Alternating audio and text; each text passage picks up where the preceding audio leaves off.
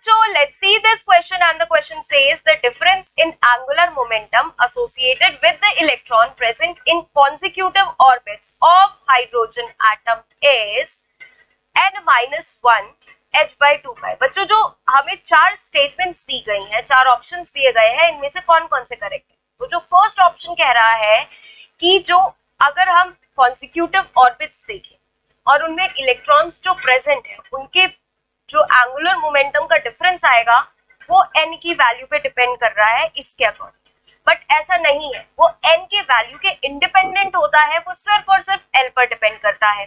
तो ये ऑप्शन तो हमारा इनकरेक्ट हो गया। सेकेंड ऑप्शन पर चलते हैं। वो सेकेंड ऑप्शन में कह रहा है कि जो एनर्जी डिफरेंस है किसी दो एनर्जी लेवल के बीच में, वो चेंज हो जाएगी या फिर डिफर कर जाएगी अगर हम पोटेंशियल एनर्जी की वैल्यू कहीं जो इंफिनिटी पर असाइंड है उसे चेंज कर दे, जीरो से हटाकर कुछ और कर दे। जब हम बात ही दो एनर्जी लेवल के बीच में कर रहे हैं तो हमें किसी इंफिनिटी वाले पोटेंशियल एनर्जी से फर्क नहीं पड़ेगा, वो उससे इंडिपेंडेंट रहेगा। जो फर्क पड़ेगा वो उन दो एनर्जी लेवल्स का पड़ेगा, इंफिनिटी से कोई फर्क नहीं पड़ेगा। हाँ, अगर उन दो एनर्जी लेवल्स में चेंजेस होते तो फिर चेंजेस आते पोटेंशियल एनर्जी में। तो हमारा ऑप्शन बी भी इनकरेक्ट है। ऑप्शन सी पर चलते हैं। जो फ्रीक्वेंसी स्पेक्ट्रल लाइन की वो कह रहा है हाइड्रोजन एटम में वो ऑर्डर इस तरीके से है कि 2 से 1, 3 से 1 और 4 से 1।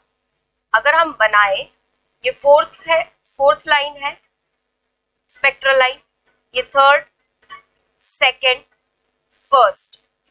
जो 4 से 1 की जो एनर्जी होगी, एनर्जी जो डिसिपेट होगी या एनर्जी जो इवॉल्व होगी वो ज्यादा होगी, तो फ्रीक्वेंसी भी ज्यादा होगी। 3 से 1 की थोड़ी कम होगी क्योंकि ये एनर्जी, इतनी एनर्जी जो है वो बाहर नहीं निकलेगी, इतनी कम बाहर निकलेगी। ऐसी अगर हम 2 से 1 का देखें तो ये इतनी, इस 3 से भी इतनी कम निकलेगी। ठीक है, तो ये ऑर्डर बिल्कुल करेक्ट है और एनर्जी डायरेक्टली प्रोपोर्शनल होता है फ्रीक्वेंसी। अब नेक्स्ट ऑप्शन कह रहा है on moving away from the nucleus kinetic energy of electron decreases. ये बात बिल्कुल ठीक कह सकते हैं हम कि हम जैसे जैसे न्यूक्लियस से दूर जाते जाएंगे काइनेटिक एनर्जी जो है इलेक्ट्रॉन की वो डिक्रीज होती जाएगी। काइनेटिक एनर्जी का जो फॉर्मूला होता है वो होता है हाफ kZe² बाय r। जैसे जैसे रेडियस बढ़ेगा एनर्जी कम होगी क्योंकि रेडियस और काइनेटिक एनर्जी और रेडियस में रिलेशन इनवर्सली प्रोपोर्शनल है दोनों एक दूसरे के। तो ये ऑप्शन भी हमारा करेक्ट है।